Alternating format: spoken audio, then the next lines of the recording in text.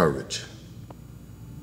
I think a lot of the times men at the end of the day are cowards. I think we oftentimes find ourselves responding to sin as if we're courageous, but when it comes to things like purity or integrity or something that's godly, we actually fall short and we become cowards.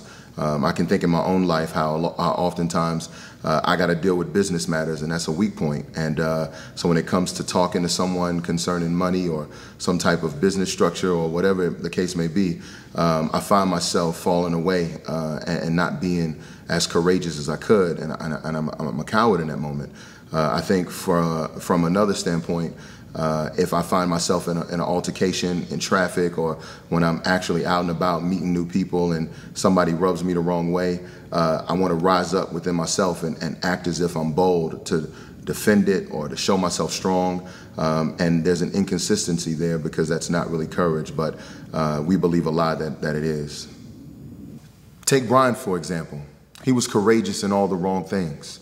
He knew it was wrong to rob the church, but he did it anyway, so he wouldn't look like a coward in front of his friends. He knew it was wrong to holler at Tiffany because it'd make Rich mad, but he did it anyway because that's what he thought courage was.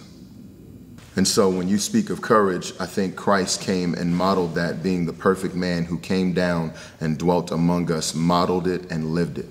He proved to us that one day we would have to be courageous. The Bible tells us, Christ said he would have to one day face judgment. He would face people who would belittle him, malign him, as he said.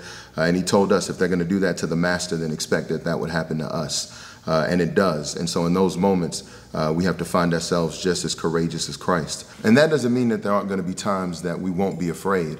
That's not the real issue. The issue is how you're going to respond once you're faced with your fears. We see Christ in the garden with the opportunity to either be courageous or to be a coward and run from his fear. But instead, he says, Lord, let your will be done and not mine.